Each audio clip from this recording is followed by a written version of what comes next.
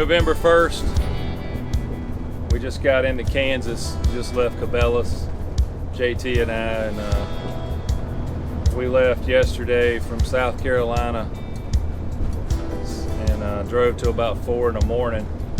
We're teaming up with Chad Jury out here from Victory Bow Hunts. We were able to get a property about 640 acres. Chad's been taking care of it and managing it and running cards. We got some pretty promising deer.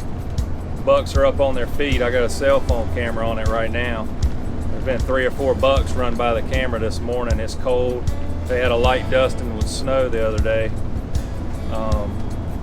So it's promising, and you know, I've kind of gotten away from Kansas the last few years, and it's time to come back home. So in the past, I've always hunted Kansas and had great success, but I always wanted to kill a deer in Ohio, and I finally got that accomplished, and I got away from Kansas to do that. So now it's time to refocus on Kansas.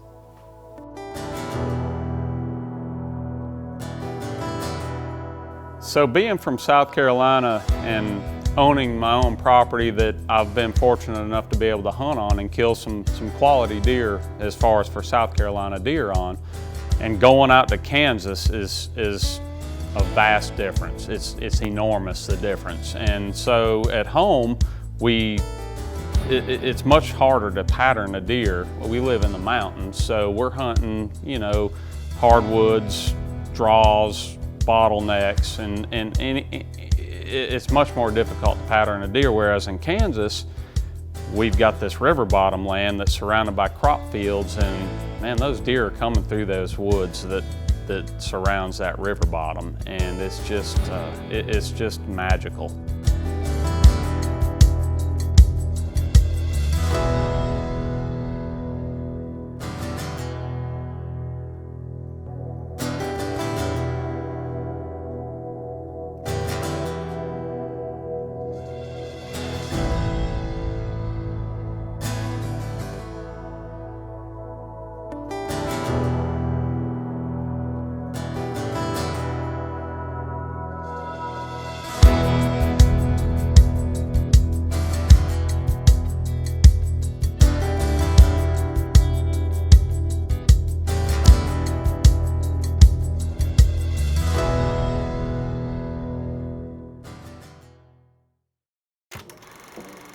Full Draw Adventures is brought to you by Swap Broadheads, Drain Your Game.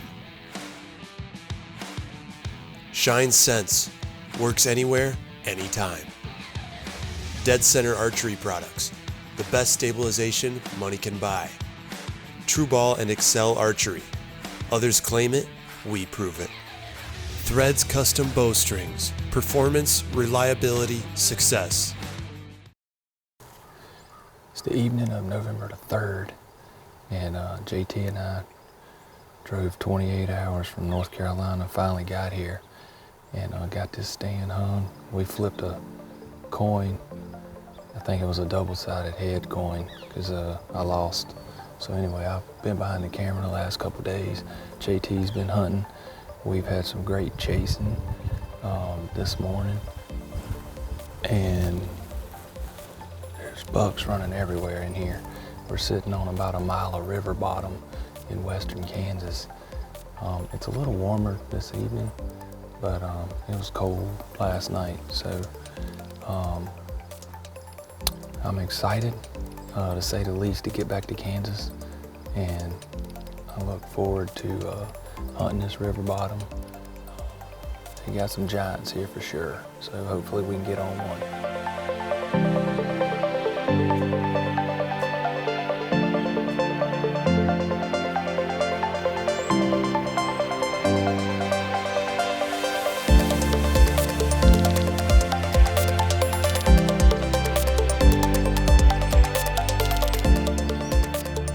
So JT and I are always pumped up to go back to Kansas, and we always typically leave to get out there about November 1st.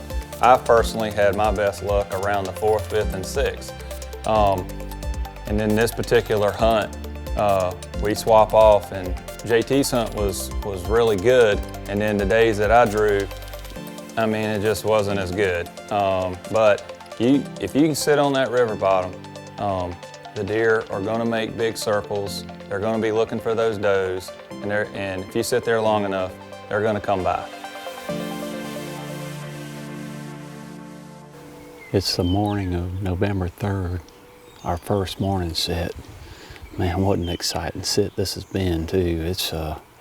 It's been pure chaos. I mean, we haven't had time to sit down or relax, or it's been great. They've been chasing going on, and man, we've had encounters with, I'd say 5 to 8 different bucks already, and 10 different does. They're just cruising through here, and they're just bumping does. They're going through this tall grass. The does bed just everywhere in here, and they're cruising, trying to get them on their feet. And man, it's been really exciting. So we're gonna sit here as long as we possibly can, maybe all day. We'll just see what happens, but it's been really good, promising.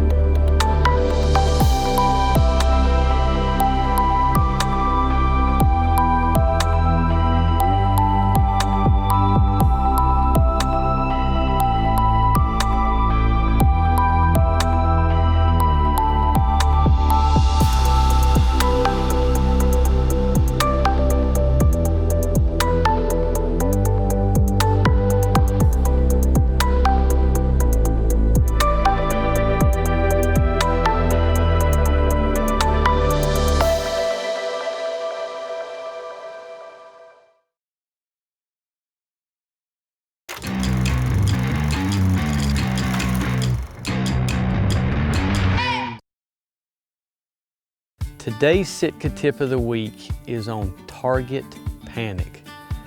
It annoys more hunters than you can imagine. I would say at some point, all hunters experience some form and level of target panic.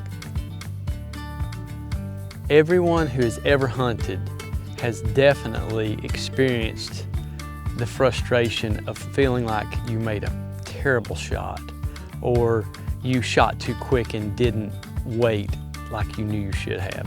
These are all forms of target panic. The way that you fix that is through blind bale shooting and just practicing executing the same systematic features every shot, mental and physical. In addition to blind bale shooting, I would recommend setting a heavier trigger. This keeps you from feeling anxiety or panic when you get close to the trigger because you're afraid that the trigger is going to go off if you actually grip it. Target panic is definitely something that affects everyone that ever hunts, and it's easy to fix. It's just a matter of taking the time to do so.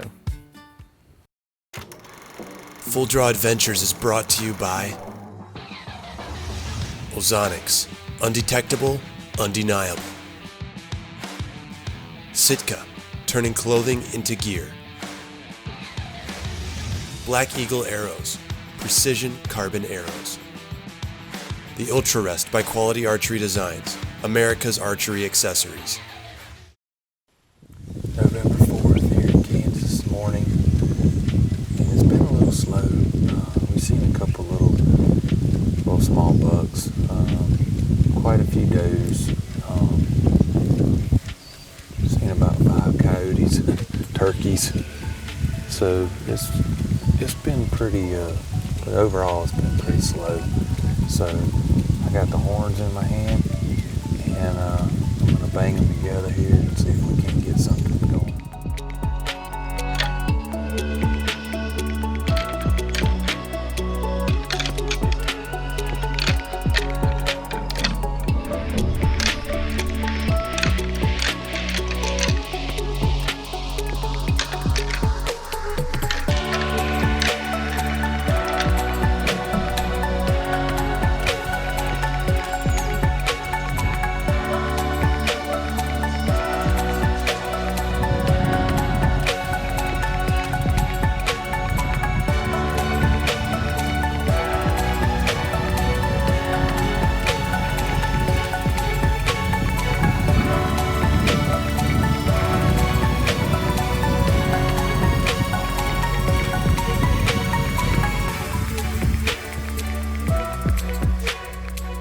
Really, my first encounter with a mature buck was, he was about a 300-pound deer, but he didn't have much rack at all. He's like a 6 or a 7 pointer. And it was plenty of time in the hunt, and this was a new property to us, obviously. So I passed him and just continued my hunt.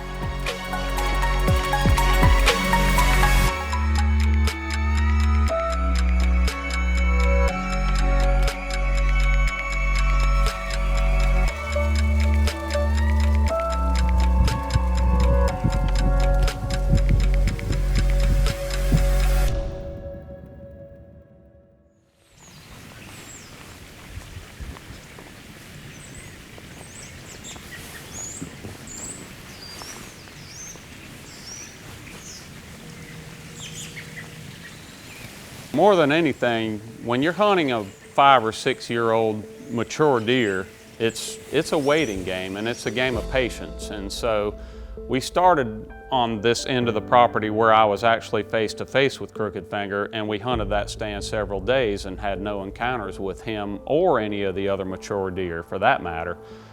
So Jamie and I made the decision to go to the other end of the property. I mean, this is a mile away approximately. So we go down there and hunt, and we spent several days. It took us 12 to 13 days to finally have an encounter with Crooked Finger, and we actually moved to a stand that was in the middle of the property, and lo and behold, that's where he was living. I mean, he was there, and it was immediate that we had this encounter with him first evening in the stand.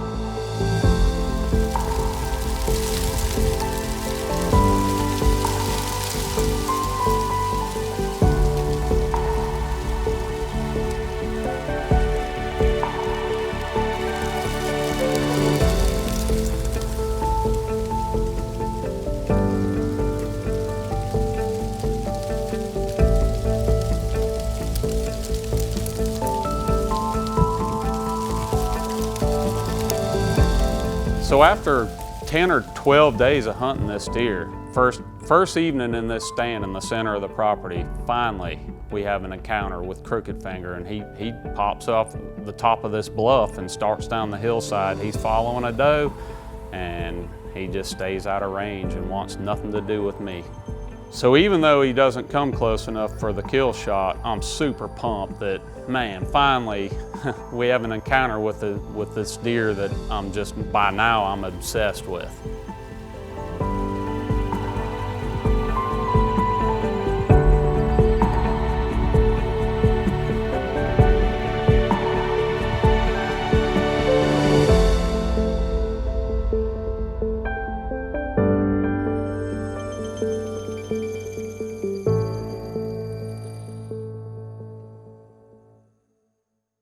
Full Draw Adventures is brought to you by Martin Archery, designed and engineered to offer the best archery experience available. Whether your game is target or hunting, Martin is at the head of the pack.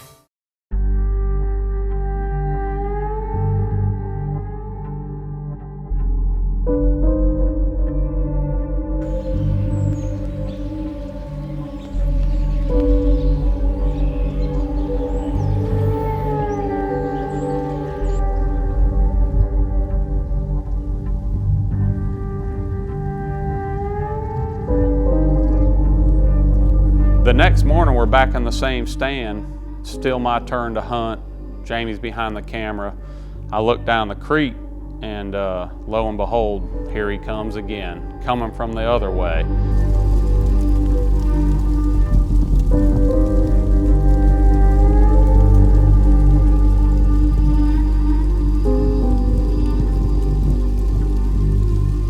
So he's running these does, and one of the does, for whatever reason, just decides to turn and go the other way, and off he goes again into the sunset. And I'm thinking my hunt's over right there in that stand at that moment.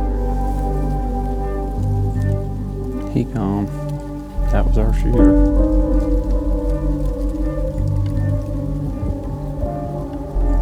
It's over. So at that point, I look up at Jamie and I say, Jamie, let's get down out of this stand and go to the far stand. That's the direction he went. I feel like that's our best chance of killing him.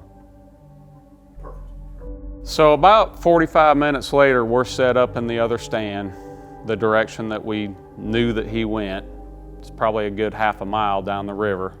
And it's about lunchtime. It's almost time for Jamie actually to swap off with me and be the hunter and me get behind the camera. And we're sitting there eating our sandwich. Actually, it's about lunchtime. Like I said, we're eating our sandwich and I look across the river and I said, Jamie, there he is.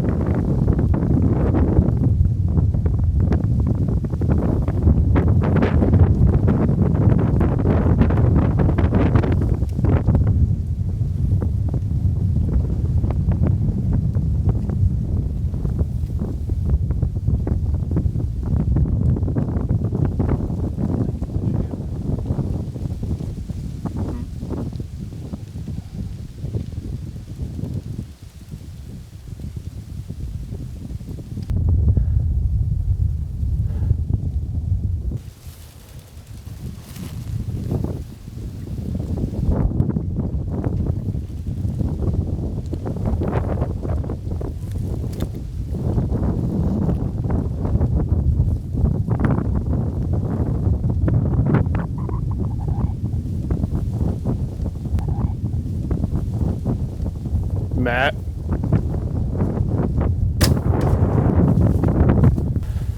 Man, we got it done in Kansas.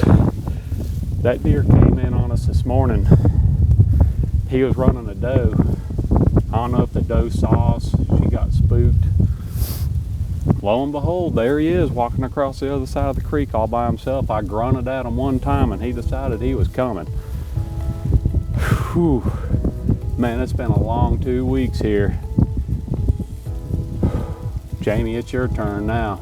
I'm your official cameraman for the rest of the week. Oh, goodness gracious. Crooked finger goes down.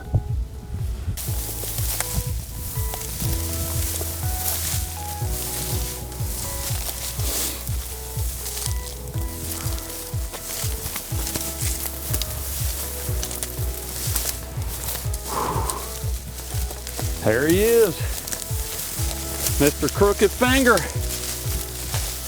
We've been hunting this deer for 2 weeks. We got a new piece of property here, Chad Jury. He hooked us up with last minute deal last year. And on a wing and a prayer, we took this property on, not knowing anything about it. Chad ran some cameras for us and he did all the homework for us this summer. And this deer, along with one other double main beam deer that we actually haven't even seen while we've been here, but they're the only two what we call mature deer, other than one giant deer that we had footage of that he was probably 110-inch 7-year-old, and we just passed him. But this is a deer we've been after, and thank God he walked right out in front of us and I grunted him in. He came across the creek and did what he was supposed to do. The rut's crazy out here. I mean, we seen this guy running across the middle of that wide open field, and we moved stands this morning. We actually, he busted us this morning and we moved on him about probably 800-900 yards east. And the good Lord was with us, and if it wasn't for him, I mean, all the glory goes to God, because it just wouldn't happen without him. It's amazing that we were fortunate enough to make it happen like it did.